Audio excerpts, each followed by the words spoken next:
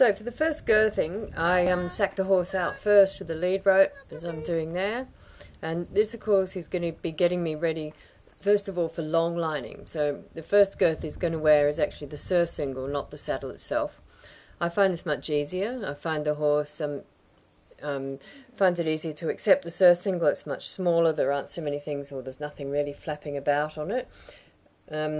So having got the horse used to feeling the rope, I then wrap the lead rope, nice soft lead rope, around its girth area, and I pull it tight, and I tighten it and loosen it a bit for him. Then I make sure he can walk with it and feels reasonably comfortable with that, which Joker is.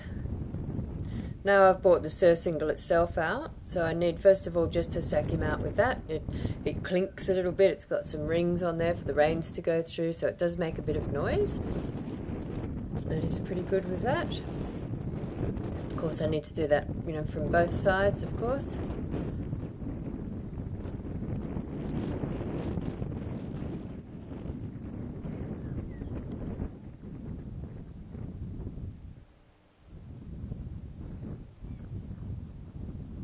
And he's standing very nice and quietly for that. Quite happy with that. It's good to get the horses to move their feet every now and then. What you don't want is you don't want them locking up. And you can think that they're doing really well and they're standing very still and they're accepting it, but they're not. They're quite frightened. And simply by just asking him to move a few steps, that loosens him up and lets him move his feet. So if he is frightened, he'll probably move even more, and he might even sort of rush away from it, in which case it'll fall off him. And that's an indication that I've gone too far too fast. I like to be able to sort of throw it up there. You'll notice I don't show the surcingle to him first, and I do the same thing with the saddle. I just ask him to accept it. I don't show it to him. I always worry a little bit about showing the horse something in case he says, no, I don't want that.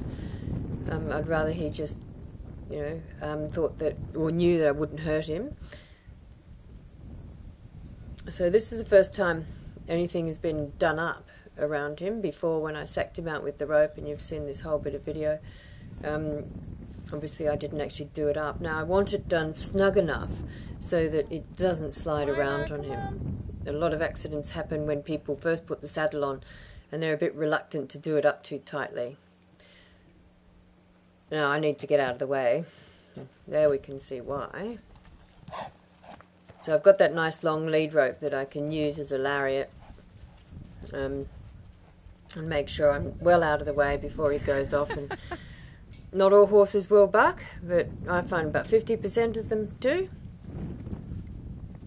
And I'd much rather they were bucking with this on than, having put the saddle on first of all, where you've got the stirrups flying around and banging onto the round pen and things, and they're much more at risk of having an accident if you just throw the saddle at them in that way.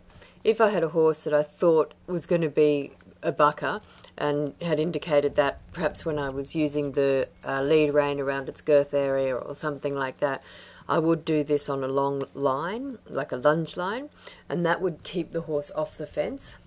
They're much more likely to hurt themselves if he bucks and kicks up and hits the fence. He's quite likely to hurt his leg. So I'd rather keep him off the fence if I can. Now this is actually the second time I put the saddle on him. I did it a minute ago and he wasn't very comfortable with me around there on his right. So I've just come and I'm just sort of sacking him out a little bit more on the right. So I took the saddle off and then I'll put it on again in a minute. But this wasn't the first time. The first time was about 30 seconds ago. But he didn't move anywhere. I didn't do the girth up or anything. I just thought he was not completely happy with me on his right, so I took it off and checked it. Now, I'm actually just checking the fit. This is a Kiefer all-purpose saddle, and I find that although I would really prefer quite often to break it in a stock saddle, this particular saddle fits about 80% of the horses, much better than any of my other saddles do. This one and the Passia dressage saddle both are quite good fits on a lot of breeds, and so 80% of the time I actually break in one of those two saddles, either this all-purpose or my dressage saddle. It is really good to see. It's very risky business breaking in a horse in a saddle that doesn't fit. Last thing I want to do is cause the horse any pain. And so at Equitana, in the way of the horse, if I was chosen, I would take a selection of saddles, and when I get the horse to this stage where it's happy to have a saddle put on its back, I'll choose the one that fits the horse the best and use that. This is Joker. He's gone off with the saddle. He has no real reaction. He's had all his reaction before with the surcingle, and this is really nothing for him. So behaved completely as expected, really. This was like Jataro's first saddling as well.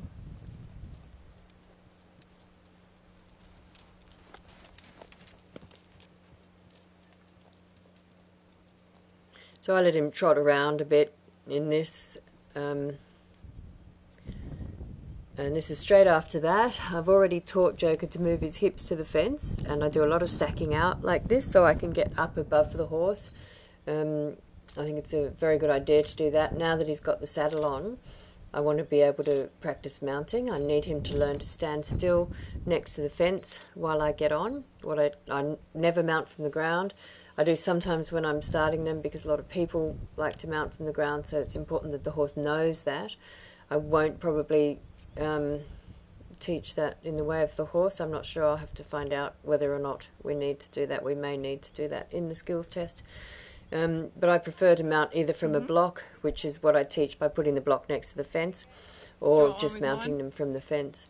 It's nice to be able to be up above them. It's good for the horse to be able to look around and see me higher before I'm actually sitting on him. So by sacking him out, standing on the fence, that's quite a useful thing to be able to do. Here I'm not going to ask him to go anywhere today. This is what I always do with the first saddling. I actually then sit on them, and then that's the end of their day, and I come out the next day and have my first ride. So if this was in the way of the horse in the middle of a session or something, I'd take a break. As soon as I'd done this, I'd give him 5 minutes or however much break I was able to take at that time.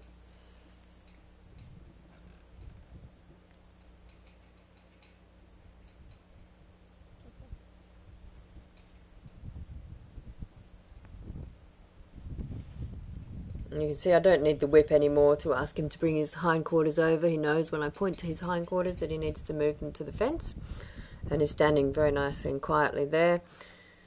So that's a pretty good lesson for the day.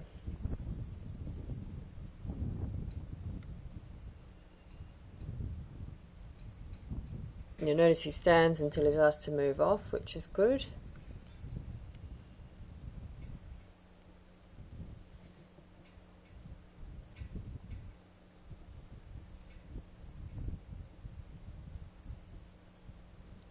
And now I'm just going to untack him. The reason I'm untacking him and letting him go, which I didn't mean to do, of course, is just to show you that he's not hot and sweaty, he's not tired, he's absolutely fine, he's not sweating at all. It's a very hot day. Because I really don't want to tire my horse, especially with an important lesson like this. It's important that it sinks in.